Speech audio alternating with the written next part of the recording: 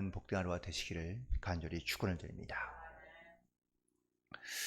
요즘 세상에 보면은 편가르기가 매우 심각해져 가고 있는 것 같습니다. 아무 일도 아닌 것 같지만 편을 가르고 나면 편 가른 사람들끼리 똘똘 뭉쳐서 그리고 자기네 세계에 빠지게 되고 그리고 다른 사람들은 무조건 나쁘거나 아니면 옳지 않도록 이렇게 이야기합니다. 그리고 더 나아가서는 자기들이 옳다는 명분과 이유들을 다 끌어서 자기들은 진리이고 그리고 다른 사람들은 비진리인 것처럼 말하기도 합니다. 결국 싸울 때는 진리를 위하여 싸운다고 또한 이야기하기도 하죠. 하지만 정작 그 안에 있는 내면의 모습을 가만히 보면 진리를 따르는 것이 아니라 사실은 자기들의 이익을 추구하거나 아니면 자기의 이익을 따라 움직여가는 것을 보게 됩니다. 비단 어떤 정치적인 어떠한 이야기뿐만 아니라 그냥 사람과의 어떤 관계에서도 또 심지어 어떤 경우에는 종교적인 모습에서도 사실 이런 편가르기가 많이 나타나는 것을 보게 됩니다. 다윗에게 오늘 본문에 있는 말씀 가운데 다윗에게 찾아온 두 장군이 있었는데 그건 바로 사울의 아들이었던 이스보셋 왕이 당시의 왕이었고 그리고 또한 그들의 부대 두 장군이었던 바로 레갑과 그리고 바나에 대한 이야기인데 이 두 사람이 자기들의 주군이었던 이스보셋을 죽이고 그리고 그의 머리를 가지고 다윗에게 찾아온 이야기입니다. 그런데 이 사건에 대하여 오늘 다윗은 과연 어떻게 반응하며 행동하고 있는지를 함께 생각해 보며 오늘 말씀의 제목처럼 진리의 편에 서서 나아갈 수 있는 그런 저와 여러분이 되기를 간절히 축원을 드립니다. 대부분의 많은 사람들이 자기의 이익을 따라 살아가는 경우가 많습니다. 많은 사람들이 진리란 무엇인가라는 것을 물을 때에 그 진리가 물론 어떠한 변하지 않는 진리를 의미하기도 하지만 때로는 대부분의 경우는 자기의 이익을 따라가는 것을 바로 진리라고 생각하는 경우가 많이 있습니다. 오늘 본문에 있는 말씀을 간단하게만 요약해 본다면 사울의 아들이었던 이스보셋이 왕이었을 때에 그에게 큰 군대 장관이 있었는데 바로 아브넬이었고요. 이 아브넬이 전쟁에서 지고 죽음을 당하게 되자 사실 그 아래에 있던 모든 이스라엘 백성들이 충격과 그리고 또 두려운 마음을 갖게 됩니다. 이스보셋의 두 장군이었던 레갑과 바하나가 등장하는데 사울의 가문이 기울어져 가는 것을 보게 되고 또 아브넬의 죽음을 통하여 그들은요 더 큰 두려움을 갖게 됩니다. 이때 둘 다 누구나 할 것 없이 약삭빠르게 살아갔던 두 사람은 이스보셋을 낮잠을 자고 있는 이스보셋을 찾아가 그를 죽이고 그리고 그의 머리를 잘라다가 다윗에게 투항하며 그리고 그들에게 바로 배반한 것이죠. 배반하며 나아간 것입니다. 그렇다면 이 두 사람은 왜 이렇게 자기의 주군이었던 이스보셋을 배반하는 것일까요? 두렵기 때문이기도 하지만 결국은 자기의 이익을 쫓아 그렇게 했던 것을 보게 됩니다. 사람들이 살아가면서 나름대로 자기의 이익을 위해 살아가지만 대부분 다 그 이익을 추구하는 그러한 모습에는 자기의 합리화가 다 있습니다. 오늘 보면서도 역시 자기의 주군을 죽인 이 두 사람이 무엇이라고 바로 다윗에게 와서 변명하고 있을까요? 그럼 바로 8절에 있는 말씀을 보니까 왕의 생명을 해하려 하던 원수 사울의 아들 이스보셋의 머리가 여기 있나이다. 여호와께서 오늘 우리 주 대신 왕의 원수를 사울과 그의 자손에게 갚으셨나이다 라고 이렇게 고백하고 있습니다. 첫 번째는 뭡니까? 바로 당신을 위해 우리가 이렇게 했다라는 이야기입니다. 더 큰 명분은 바로 그 다음에 나타나는 하나님께서 바로 여호와께서 우리를 이렇게 할 수 있도록 기회를 주시고 그리고 함께 했기 때문에 가능했다라고 이렇게 이야기하고 있습니다. 결국 무엇입니까? 자기들의 이익을 위해서 한 일을 마치 당신을 위해, 즉 다윗을 위해 한 것처럼, 더 나아가서는 하나님께서 주신 기회라고 이렇게 얘기하며 그리고 말하고 있는 것을 보게 됩니다. 그들도 아마 이런 전세가 기울어져 가고, 그리고 지금의 상황에서 자기들이 선택할 수 있는 것이 그렇게 많지 않다는 사실을 깨달았기 때문이겠죠. 정말 그들의 말처럼 다윗을 위한 것이었고, 그리고 하나님을 위해서 이스라엘 왕이었던 이스보셋을 죽인 것일까요? 아니요, 그렇지 않다는 겁니다. 그렇다면 아예 처음부터 사울의 편에 서지 않고 그는 투항해서 다윗과 함께 살아갔어야 됩니다. 다윗이 쫓겨다니거나 아니면 다윗이 정말 그렇게 어려운 상황이 있을 때에 이 두 사람은 뭐 하고 있었습니까? 그냥 사울의 밑에서 군대의 장군이 되고, 또 이스보셋 아래에서 군대의 두 장관이 되어 있었던 사람들이거든요. 더 나아가서 그들이 왕을 죽인 방식이 이게 바로 하나님의 방법이고 하나님의 원하시는 뜻이었을까? 그들은 아무 생각 없이 낮잠을 자고 있는 왕의 방에 들어가 갑자기 그를 죽입니다. 우리가 이 땅 가운데 살아가면서 무엇보다 하나님의 말씀대로 살아간다는 것은 하나님의 말씀의 진리 편에 서서 살아가며 바른 방식으로, 옳은 방식으로, 그리고 또한 그에 합당한 결과물을 가지고 살아가는 것이, 이것이 바로 하나님의 원하시는 뜻대로 살아가는 것이지, 자기의 이익 때문에 행동은 비신사적이나 아니면 나쁜 일을 해놓고도 마치 그것이 하나님의 뜻인 양 말하고 또한 그렇게 이야기한다면 과연 그것이 하나님께서 기뻐하시는 일이며, 또한 진리의 길로, 또한 진리의 편에 서서 행동하며 나아가고 있는 것인지를 우리는 반드시 돌이켜보며 뼈난 결단하며 나아가야 될 줄로 믿습니다. 하나님의 뜻을 행하고자 한다면 그 과정도, 그리고 그 결과도 반드시 선하신 하나님의 뜻대로 우리는 살아가며 결단하며 나아가야 될 줄로 믿습니다. 대부분 다 이 자기 합리화를 하는 사람들은요, 딱 한 가지밖에 생각하지 못하는 경우가 많습니다. 그래서 자기 자신을 속일 뿐만 아니라 이웃도 아주 잘 속이거나 철저하게 속이는 경우들을 많이 볼 수 있습니다.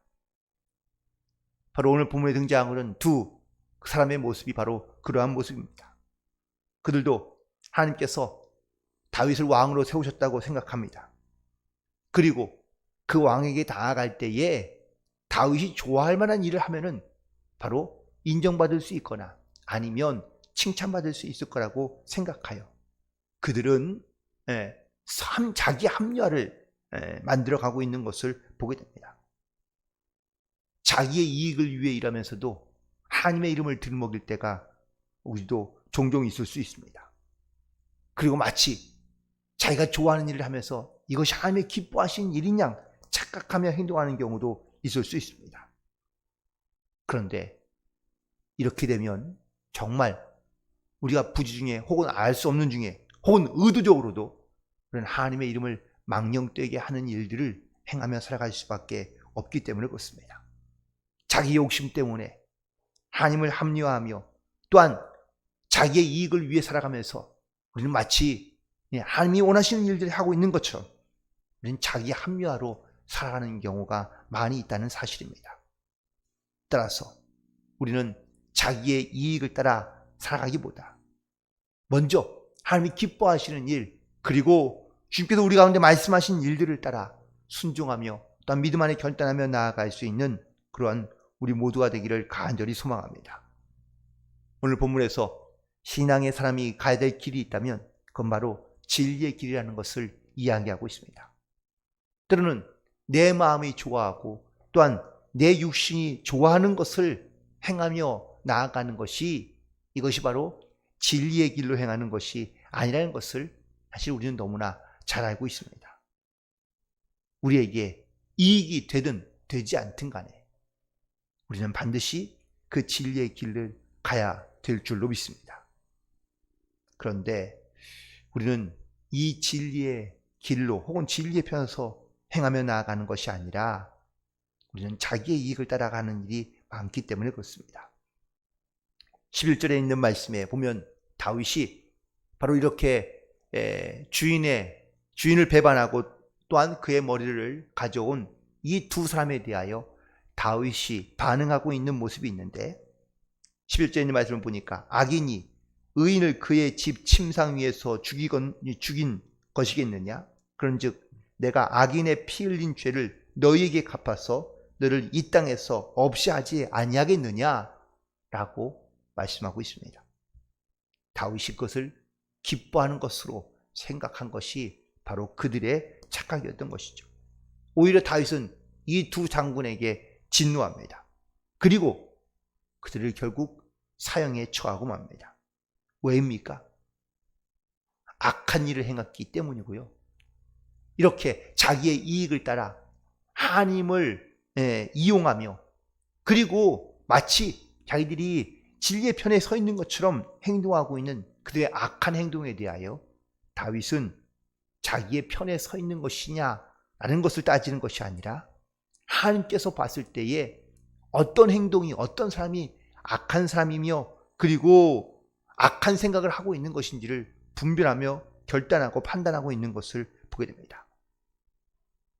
우리는 가끔요 내 편에 있으면 그 사람이 아무리 잘못했더라도 그 악한 일에 대하여 드러내지 않거나 아니면 또한 그것을 옳다고 심지어 옳다고 말하는 경우도 우리는 종종 보게 됩니다. 하지만 반대로 상대편에 있는 사람에 대해서는요 그가 아무리 좋은 일하거나 선한 일을 할지라도 무슨 일을 하든지 간에 악하게 만들고 혹은 또 악하게 여기는 경향이 많이 있을 수 있습니다.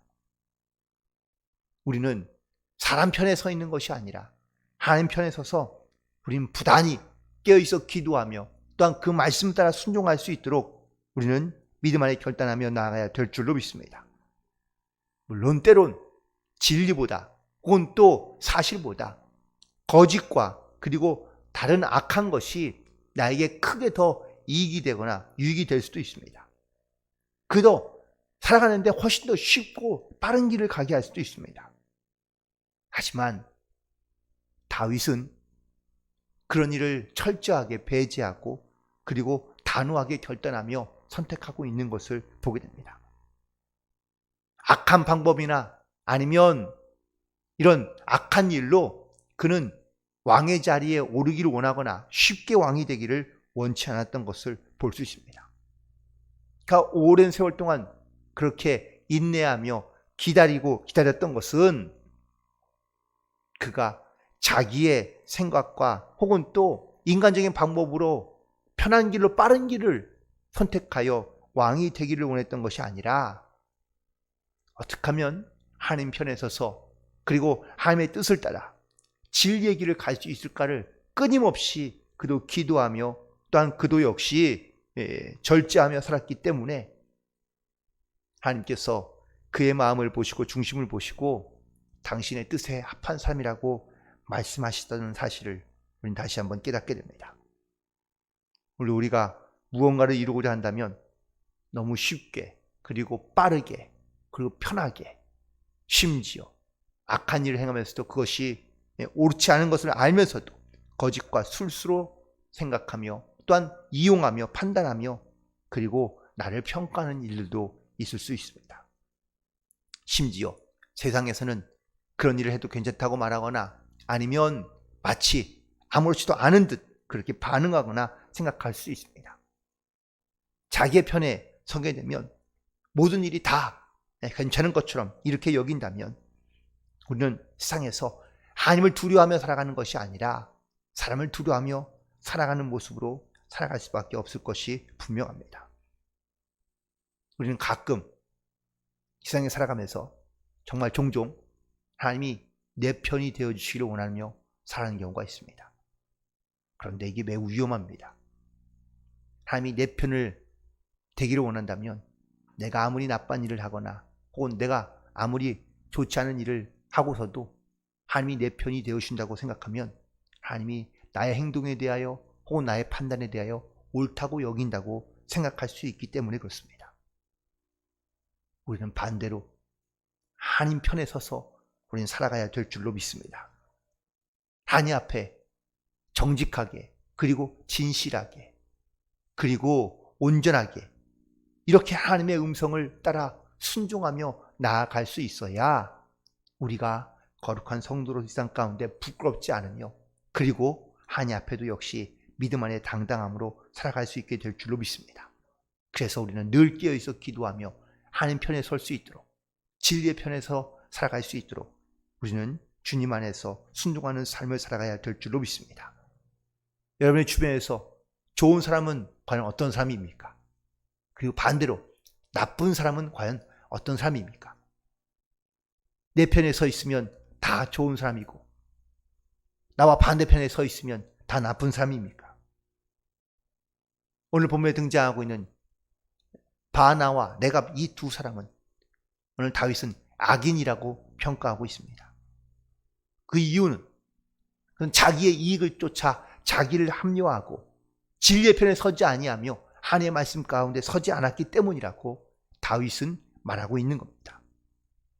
사람들은 자기의 이익을 따라 살아가며 때로는 진리를 왜곡하면서 그것을 합리화시키며 살아가는 일들을 아무렇지 않게 여기며 살아가는 모습도 분명히 있습니다.